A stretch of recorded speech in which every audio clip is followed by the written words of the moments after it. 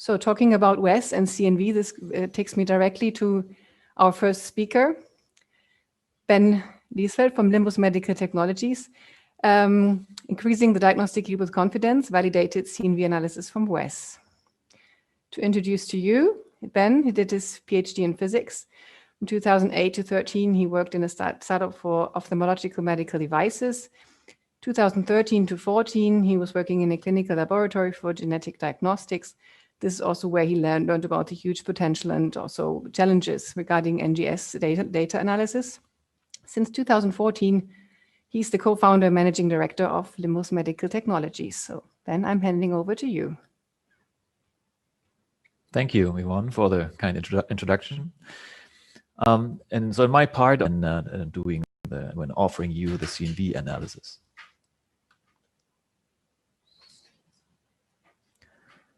Okay, so why is validation so important from our point of view, in particular since we are a medical device manufacturer? From our point of view, without validation, there's actually no way to automate a process to the full extent. Just think of a self-driving car. If you cannot be sure that it really works, you cannot really take the hands from the steering wheel. And the same applies to whole exome analysis. If you have to constantly question if results are valid and correct, you lose a lot of time. You cannot benefit from automation, and this is not suitable for complex analysis like whole exome. The second item is that there is existing European regulation that requires diagnostic laboratories to perform validation of their assays, and this will expand in the coming years, this kind of regulation. And the third point here is, in many countries, the reimbursement for laboratory procedures is tied to those procedures actually having been validated properly. So these are three important reasons why validation should be at the first kind of the first item when introducing new assays into the laboratory. Since I already mentioned European regulations, I would like to ask you and obtain your feedback. Do you think that the new regulation, the IVDR, will affect your work? Okay, so many people have heard from the IVDR and are convinced that it will affect their work. So from our point of view, of course, it's basically the dominating topic. And in particular in Germany, a lot of professional societies are already discussing how the official regulation can be translated into laboratory procedures. Okay, thank you for your feedback. Oh, more answers coming in. Okay, so this picture is pretty clear. Thank you. It is validation so important for us that we even incorporated it into our onboarding process when new customers are starting or are evaluating varvis or are starting to use varvis. Our onboarding process is divided into 3 different steps. The first step is that the potential customers are evaluating the software. They are evaluating it regarding usability. Does our software have the required features? And they're also comparing it to other existing solutions. The second step is that we recommend that in order to perform the evaluation, our customers should use their own laboratory data, because we can provide very detailed quality control feedback, and we can assess intersample variability or interrun variability.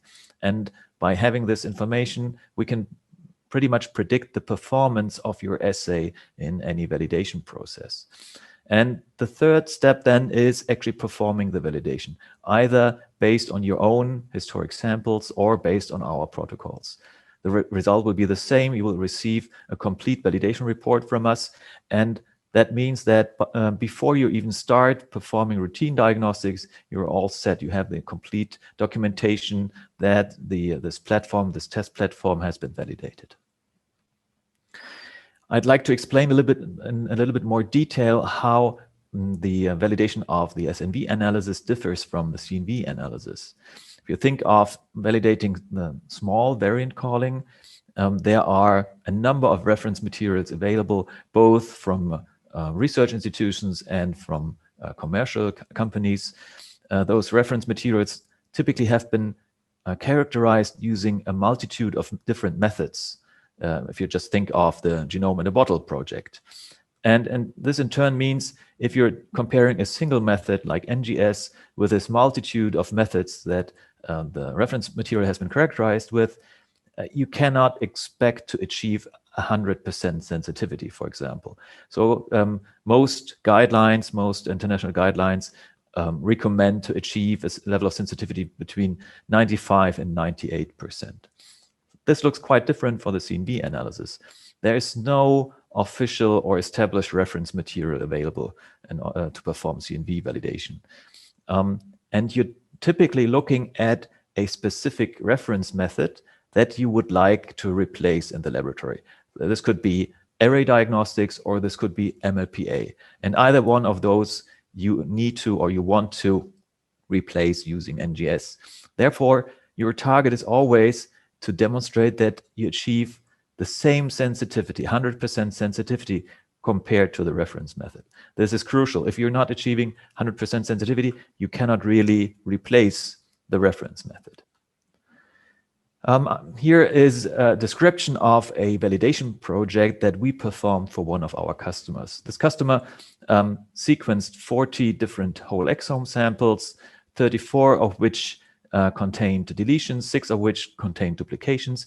And we, in the selection of those samples, we put a lot of emphasis on having samples with small variants, with single exon events. These are in particular the variations that we're interested in. Is it possible to detect those variants? All of the samples passed our QC checks, and in total, the number of genes that were covered in the validation procedure is 60, and this is the list of those genes. And the detailed process that we apply to perform the validation is as follows. This is a screenshot from the varvis software, which displays the CNV data derived from the NGS data with those yellow dots. And we compare this in a head-to-head comparison. We compare every single probe of the NGS data to the corresponding probe of, for example, the MLPA. And this was done in this fashion here. So we are identifying, we're creating the link between these two data sets and really compare every single probe. And this is the result from those 40 whole exome samples. We were able to achieve 100% sensitivity. If you express this as a negative predictive value, if you do not find a variant in your data, you can be sure that the sample is negative for variance. So we have achieved a high negative predictive value. Of course, as was expected before, the positive predictive value is lower for gains of copy number than for losses of copy number. This is just based on the principle of measurement here. Gains are more difficult to detect. But we also know that by expanding the set of validation samples, we will be able to narrow down the confidence intervals.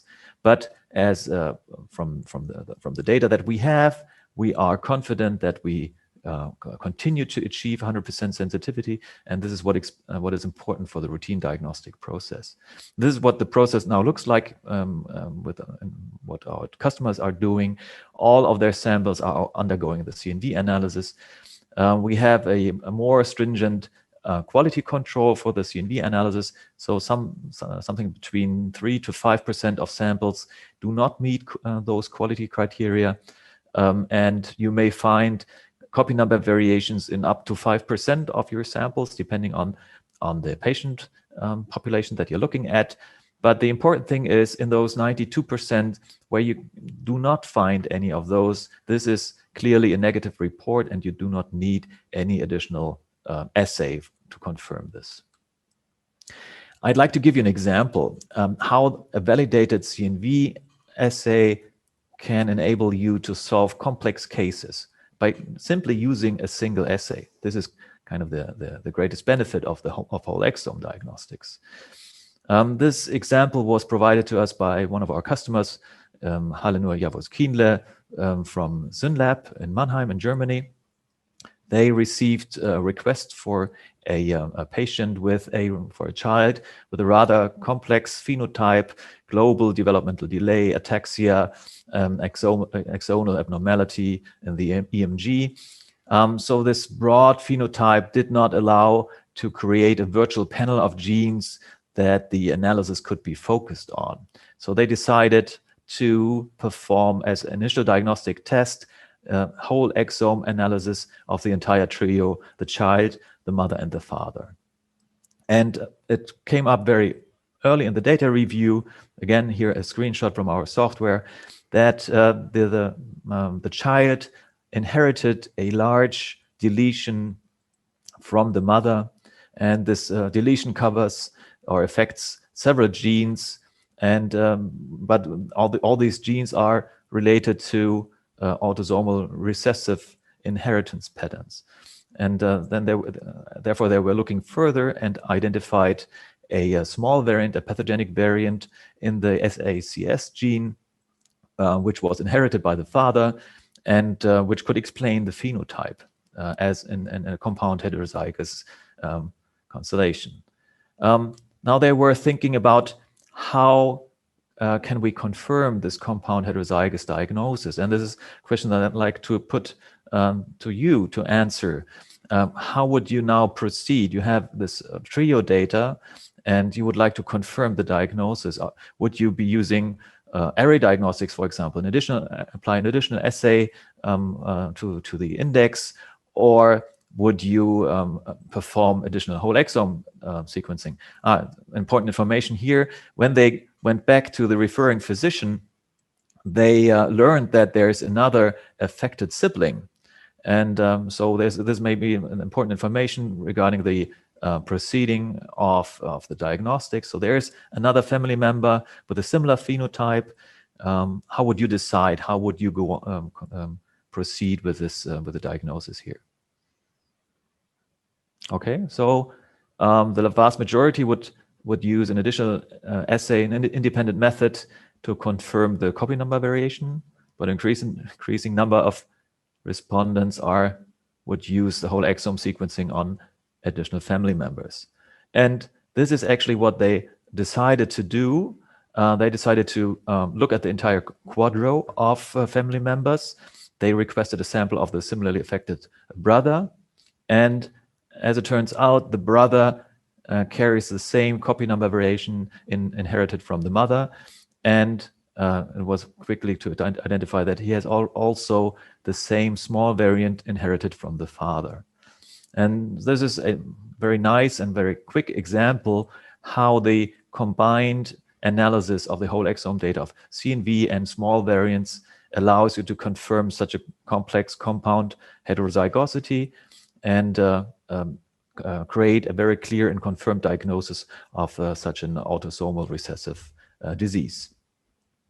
I have another example, not so much a clinical example of a diseased patient, but you may encounter this frequently. You will find information or a presentation of the CNV data that looks different, that is not expected, and you're asking yourself in the diagnostic process, is this really a CNV? Is this something I should report?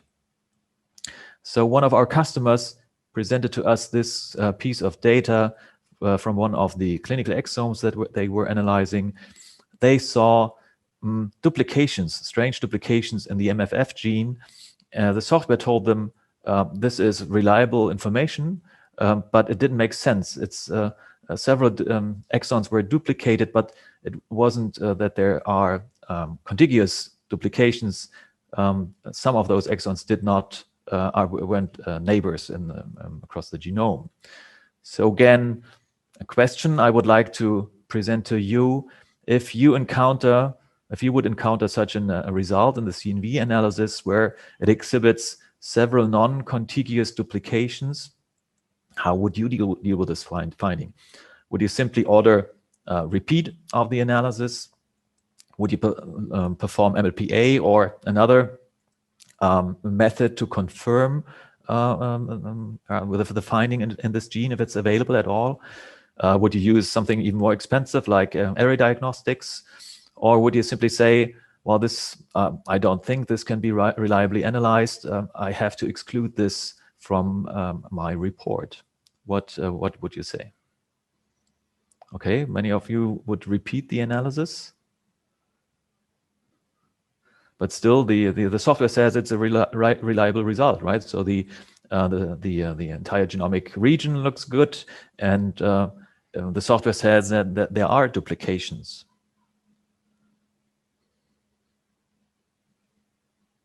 Okay. Thanks for your feedback. So what we did is we took a deeper look at the raw data, and it appeared that there were strange edges, steep edges in the coverage profile and the alignment data. And when and some of those reads that we saw in the alignment data did match very nicely the exonic region, but did not match at all in the introns. And when we performed realignment of those reads, it became apparent that those reads were basically split. They only matched the exonic regions, and they span the entire intron. Then we also looked at the information that you can obtain from the paired end read sequencing, and there it became apparent that this affects many reads. Many of the reads in this region span several exons, but did not cover any of the introns. And when we took a look at the available transcripts for this gene MFF, we noticed there are different transcripts, and they did not all contain the same exons. They differed in their exonic structure.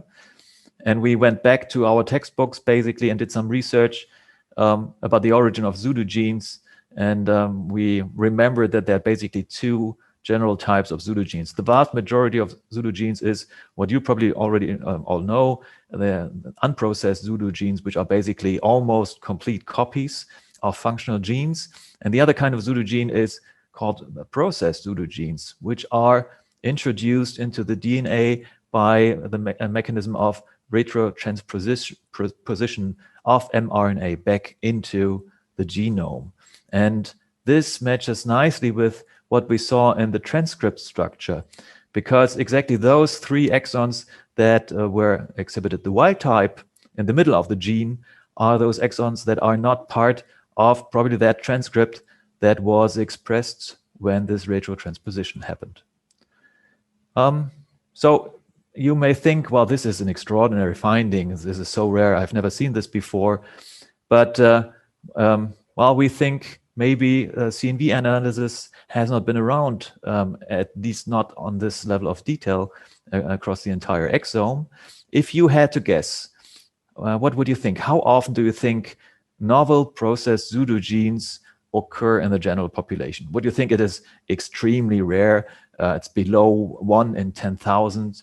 Would you think it's well? It's actually pretty frequent. It occurs in more than 1 in 1,000, or is it somewhere in between 1 in 10,000 and 1 in 1,000? What is your guess, just from the back of your head? What would you think? Okay, so this is rather evenly distributed. So I had no clue either. We did some research, and we were lucky to find a study. Well, of course, so it's well known that we know about 14,000 pseudogenes, which are already part of the reference assembly in the human genome. But a very interesting study was performed on the 1,000 genome data, and the study identified 48 processed pseudogenes, novel processed pseudogenes in this data. And they did the math and extrapolated and are postulating that in the general population, 1 in every 6,000 individuals carries a novel heritable gene retrocopy. So if you think about it, this is actually not that rare. It's the probability that a clinician encounters such an event in his lifetime, in his daily routine, is considerable. And there's actually there are publications where those pseudogenes confused the diagnostics of patients. If you would like to read up on those special pseudogenes, I recommend, of course, our blog article where we detail the finding. And there's, of course, some basic literature about the mechanisms how pseudogenes are generated. In particular, an article about the retrotransposition process. And also, I recommend this article from Wilson in 2015, where a confusion is detailed how processed pseudogenes can impact the diagnosis of patients. And so with this literature and recommendations for you, I would like to conclude my presentation and hand over to Yvonne again for the next speaker. Thank you. Okay, thank you, Ben. I see that already questions arrived, but we will answer the questions then in the Q&A at the end.